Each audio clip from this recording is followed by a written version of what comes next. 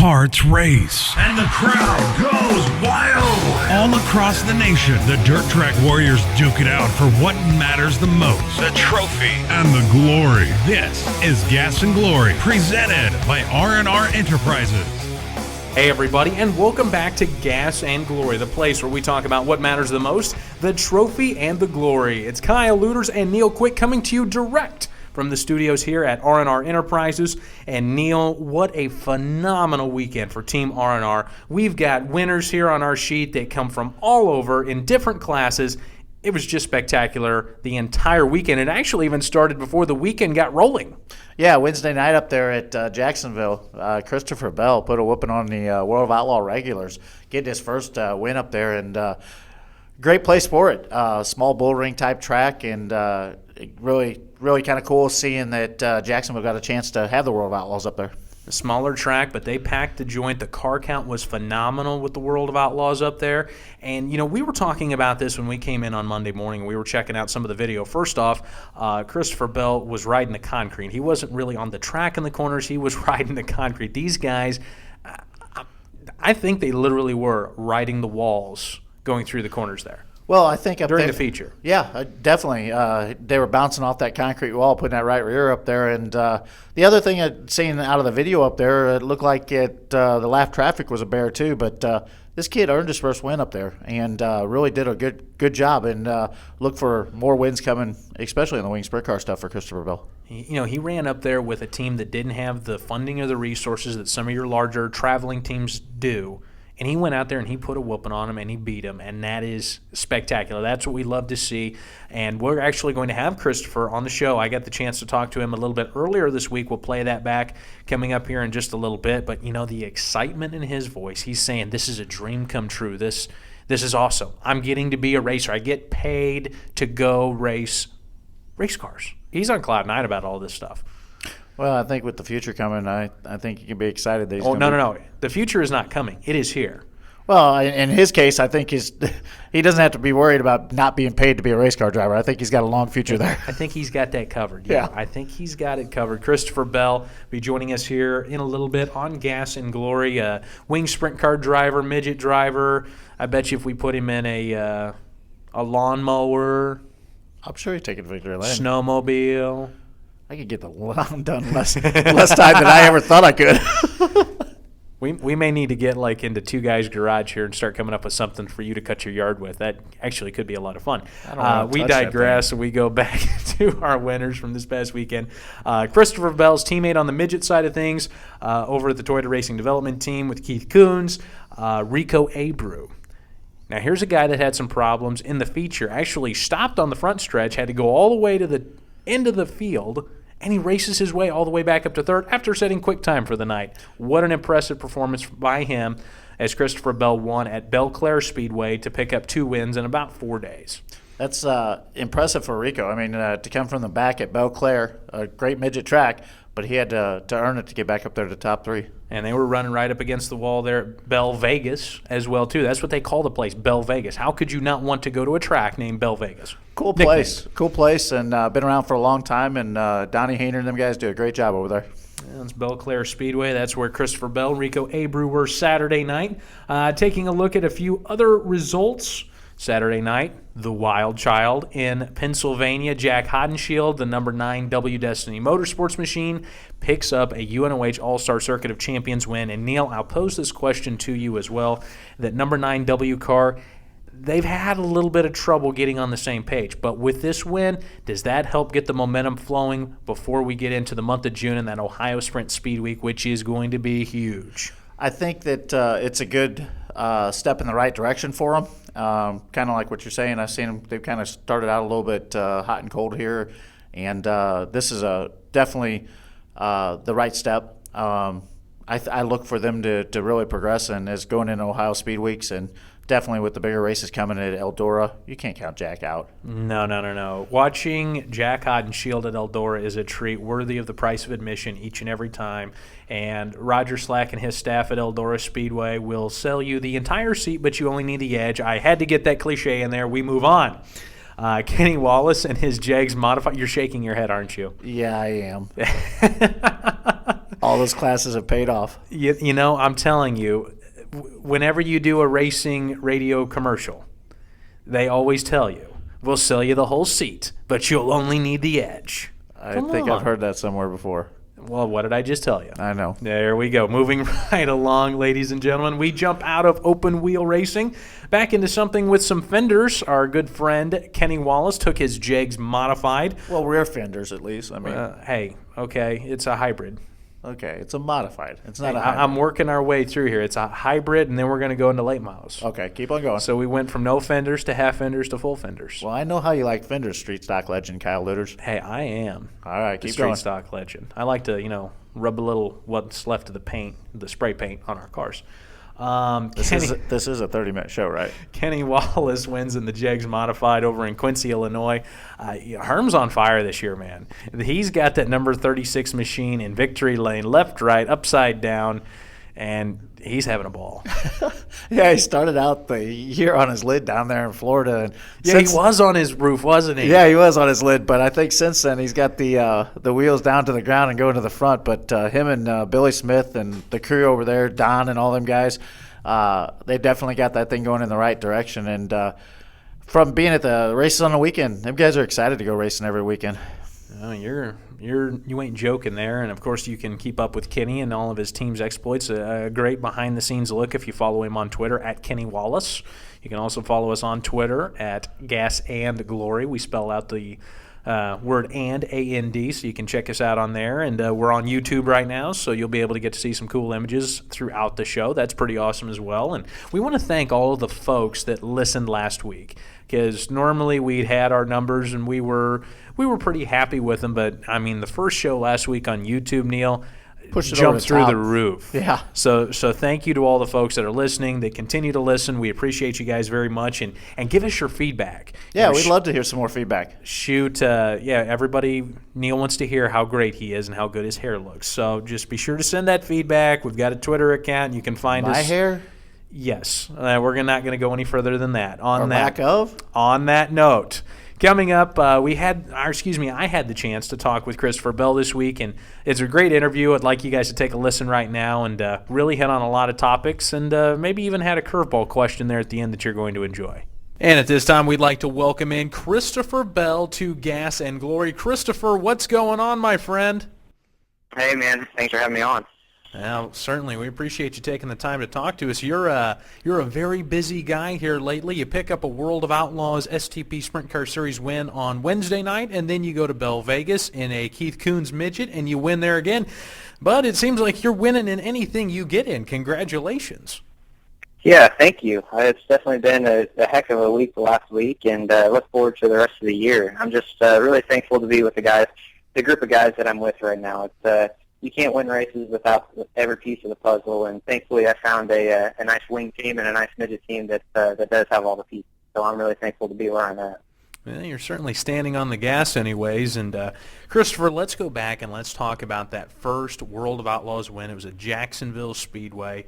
And describe the team that you compete with on the wing side of things, because quite a bit of dust was stirred up, actually, in a good way, that this team where they have to take the wing off the car to get it in the trailer, went out and beat the best of the best, the World of Outlaws. So describe your team and describe the night.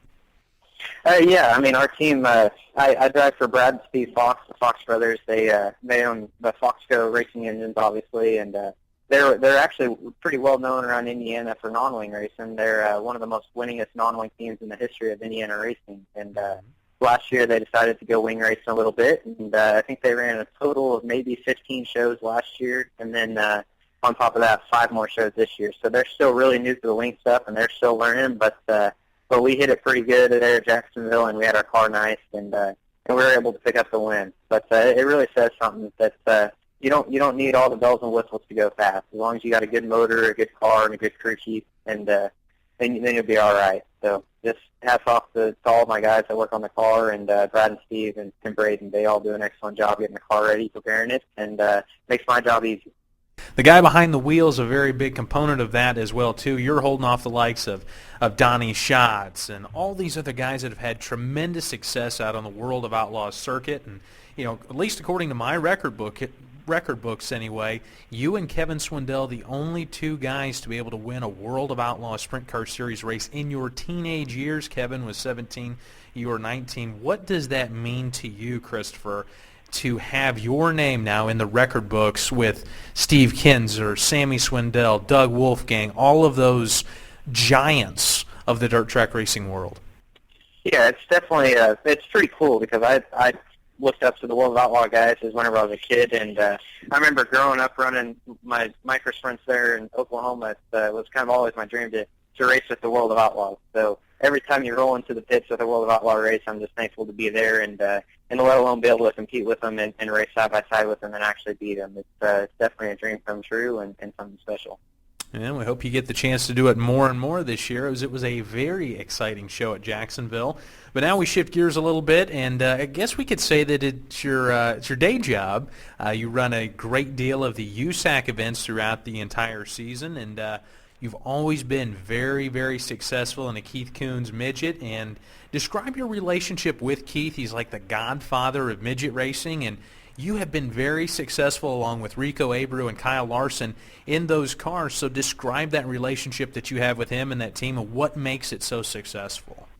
Well, it just goes back to the basics. I mean, it's just it's all about getting the right pieces to fit in the puzzle. And thankfully, they contacted me wanting me to run the full USAC season with them since Kyle was no longer available to do it. And it's worked out, and it's worked out pretty well, actually. And I'm just really thankful to be here. I mean, Keith has a great partnership with Toyota, and they supply us with awesome motors. And not only do they run really good, but they're also really reliable, which in return help us to be good every time we go out on the racetrack. And Keith, I mean, he's got his maintenance program down so well, and he knows how to make the cars and what they need to get them to go around the racetrack pretty quick. So I'm just lucky enough to be behind the wheel of these things. I mean, they're really nice to drive, and they're very fast cars also. Well, we're certainly very fast this past weekend as you took the checkers at Belle Claire Speedway, Belle Vegas, as it is sometimes known. Very racy joint. Describe your win there that night, and adding another win to your total for the week's pretty cool. Yeah, definitely. I mean, it's always nice to be able to pick up a USAC win because that's our main goal, to be able to back up our national championship last year with another one this year. So getting closer to that, but we got Rico that's going to run full-time with us this year, so that's going to make it a little bit tougher. I mean, he's got obviously the same equipment that I got and the same motors and the same crew chief. So he's at this point in time, he's my biggest competitor, but also one of my best friends. So it's cool to be able to race side by side with guys that's not only your teammates with, but your friends with too. No, absolutely. And Rico set quick time over there at Belle Vegas and had a little bit of trouble, and he had to start in the back, and he came all the way back up to third, so he was really on the gas. So I bet you were kind of keeping an eye out from him as he was coming up through the pack, weren't you? Yeah, definitely. I mean, after Kokomo, he went unbeat there at Kokomo and took the points lead right off the bat, and I saw him have a little trouble there in the feature and saw him park down there and said, well, I might be able to make up some points and then get out on the front stretch, and I'll be darned, he's sitting out there with me. So, but talk to him, he did an excellent job, and then, like I said, it's going to be a fun points battle between me and him. We look forward to that. It's going to be one of the great storylines this season. And talking to Christopher Bell here on Gas and Glory. And Christopher, what does your 2014 schedule look like? I mean, we've seen you here, there, and everywhere like that. But let the fans at home know where they can see you and kind of what's set in stone a little bit on your 2014 schedule, and maybe some of the things that you're hoping to pick up as the year goes along. Yeah, definitely. I mean, the schedule, I don't really have anything really marked in except the USAC National Midgets and then the USAC Silver Crown as well. But other than that, just kind of fill in with wing sprint car races here and there. And I'm based out of Indiana, so anything that really makes sense to go run around Indiana, even if it's Ohio or Illinois or even Missouri. So then towards the end of the year, I'll actually get back in the 360 stuff and probably run Devil's Bowl, short track, and then go out west to Yuma and El Paso and Las Cruces, just like I did last year. Talk about your future. Where do you want to go? Do you want to take off and go the NASCAR route? Do you want to stay in dirt? What does the future look like for Christopher Bell? Or do you just want to be the guy that races?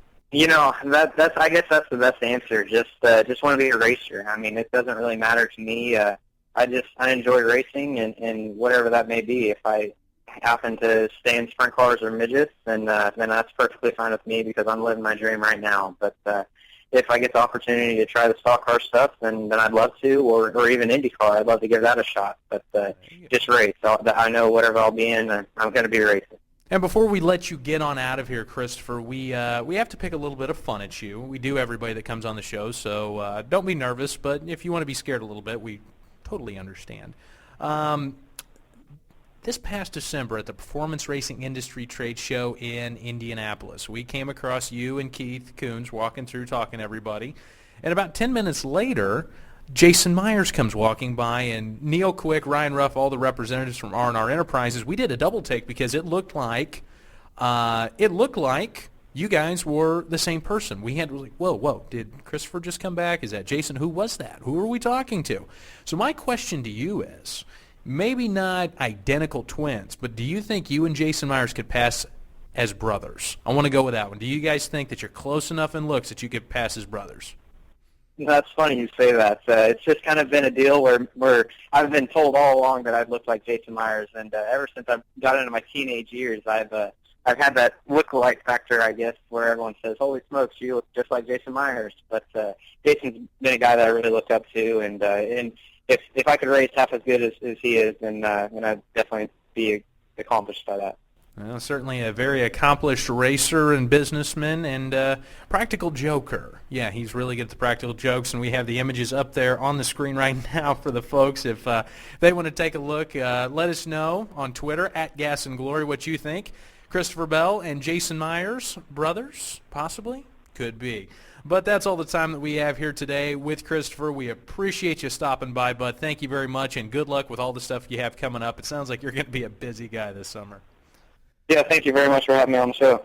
And it was great to talk to Christopher Bell right after, really. He's picked up 2 huge wins, winning in the USAC Midget over at Belle Claire Speedway, and then, of course, his first World of Outlaws STP Sprint Car Series victory at Jacksonville, Illinois. And Neil, I have to ask you, that young man, you can tell in that interview, has a ton of passion, has a ton of drive. Where do you see his future going? You know, I'd like to say that we get to enjoy his future years in the sprint car and the open wheel and the midget stuff.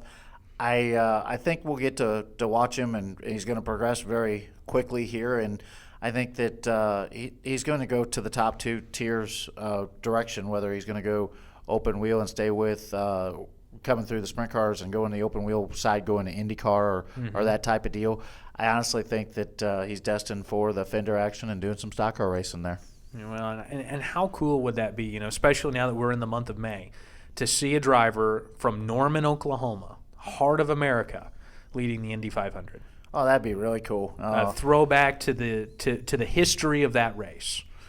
You know, it'd really be a neat thing to see some of the American talent that running the sprint cars and the midgets really progress up into that open wheel market. Because that's how it used to be. Yeah, it did. I mean, that's where the guys that have really, I guess, that developed racing on that type of level. I mean, you think of these guys that come through there, the A.J. Foyts and the Pernelli Jones and the Unzers and these type of guys that created the sport to be what it is. You don't see that a lot nowadays. NASCAR's out there, and they're the big fish, and they're gobbling these guys up, and they're going stock car racing. But we're big fans of both. Not going to hold any grudge against the fenders and the stock car stuff. That's fun too. But I'm truly at heart, I'm enjoying the dirt racing a little bit more than the pavement stuff as of lately. But I'd like to see them stay, and like to see the sprint car racing and some of the midgets and stuff like that continue to grow, and the purses get bigger, and keep these guys enticed and staying racing these cars. You're exactly right. And then the final question I posed to him, do you think him and Jason Myers could be brothers? Wow. Well, he's thinking so. No, it's because you were there at PRI, and literally we had to do a double take between him and Jason Myers, former World of Outlaws STP Sprint Car Series champion, coming by. And folks, I kid you not, they came by our booth within a span of 10 minutes, so our heads were on swivels. They were spinners like, who is that? It's kind of like a mini-me, man, I'm telling you. I'm telling you, I don't think that they could pass for identical twins, but big brother, little brother, Absolutely. there you go. All right. So thank you once again to Christopher Bell for spending some time with us here on Gas and Glory. And we are extending an offer here on Gas and Glory. Now that we're on YouTube, we'll pop up those shirts right now. But if you head on over to www.r-rracewear.com and order a shirt between today and Wednesday, May 21st, we will send you a free R&R t-shirt for every shirt that you purchase off our website. So let's just say, for instance, he can't really do this because he already has enough free t-shirts, but if Neil went to www.r-rracewear.com and ordered one shirt, we'd send him a free R&R shirt of the same size.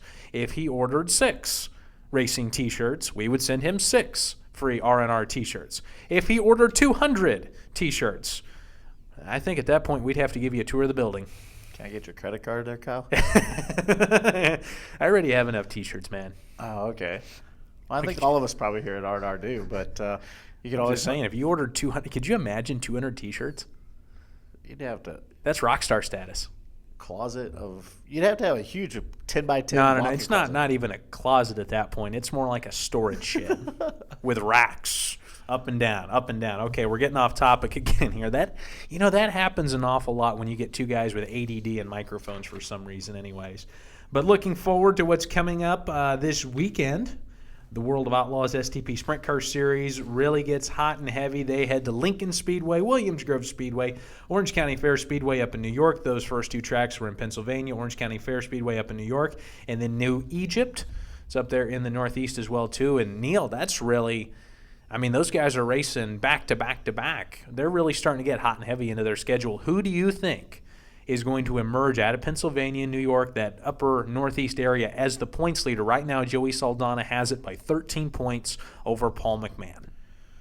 You know, it's going to be tough. I think going up to Pennsylvania and some of these tracks, it's a wild card, Kyle. I mean, between Joey Saldana and Paul McMahon and Donnie Schatz, these are all guys that can come out of there, and they're all having so far strong runs and good starts to the season. I mean, it's impressive to see, but just like Christopher Bell went in Jacksonville, you're seeing some guys emerge, getting some victories here. David Gravel, 83 car. Came out of nowhere.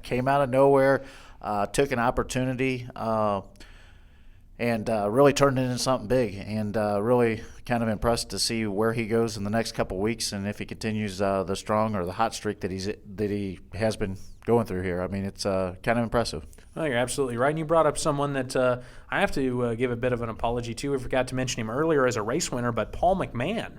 Yeah. Paul McMahon went to Tri-State Speedway in Hobstadt, Indiana. Now, his Jacksonville Speedway experience was not nearly as good as Christopher Bell's. Paulie had to pull in early, finished dead last. Yeah, he had a rough night. He had a rough night. Now, he goes up the next night, a couple nights later to Wilmette. Yep. And comes away with a third-place finish, and then he goes down to Tri-State, and he picks up the win. And I got the chance to talk to him on the phone earlier today, too. You know, they're jazzed up. They're excited about going up to Pennsylvania because that's where that team's based out of, in that central Pennsylvania area. Neck of the woods, yeah. And before that team went out on the World of Outlaws Series full-time last year, they were generally, for the most part, a central Pennsylvania team. So you have to think that his crew chief, Barry Jackson, he's got quite a bit of knowledge at places like Lincoln, Williams Grove, those tracks up in that area. So that notebook's going to be pretty hefty. Paul McMahon could be the guy that comes out of there with the points lead. Yeah, you're kind of seeing these swing shifts where guys are getting hot for 5 or 6 races. And you're seeing Joey did the same thing. He went through that. Donnie's consistently seen staying at the top. And Paul going back up in Pennsylvania is going to be a good thing for CJB there. Yeah, well, sorry we forgot about you earlier on there, Paul. And when I talked to you, you were having more airport troubles. So, buddy, I hope things get better for you and you make it to where you need to go on time. I swear, every time I talk to that guy or I look on Twitter, he is stuck at some airport with some type of problem. I don't want to fly with him. I don't want to fly, period. Airport's a bad word for me. I was coming back from Boise a couple of weeks ago, and I thought of you as we were making our approach into St. Louis because, I mean, it was up, down, sideways, left, right. We were barrel rolling to get in and around all these clouds and these wind shears. You don't need to think about me because I actually be in the airport on the ground. Dude, it was the airline cowboy, man. I just wrapped my seatbelt around my right hand. I put my left hand in the air, and I just said, all right, I'm riding this baby to the bottom. I'm sure. Great mental image for you, isn't it? Yeah, I'm sure the other folks in the plane were just perfectly fine with that, weren't they? You know, I had my blue jeans and my boots on, so at least I did look the part. They probably thought you were drinking again, Kyle. Not necessarily. Nope. Hey, talking about racing and the World of Outlaws going to Pennsylvania and Paul getting his win and having a chance to be hot, I got to throw a big shout out to UMP Modified driver, an R&R customer that's got some new shirts and apparel coming out of Farmington, Missouri, running at the local track down there, and very, very stiff local week-to-week competition. Matt Eaton, 3 weeks in a row, going for the 4th week in a row down there. Got to give him a big shout-out and a big 53 down there. Kid's on fire, man. You know, that's the type of grassroots racing that we really love to see and support, and we're very lucky that guys, you know, traveling World of Outlaws superstars and then guys like Matt Eaton running at the local level choose to do their apparel and merchandise here at R&R. And, you know, we have a great customer base, and we get to do a wide variety of dirt track racing customers. I'm talking about Matt here and how strong the past 3 weekends, getting 3 feature wins and going on his 4th down there.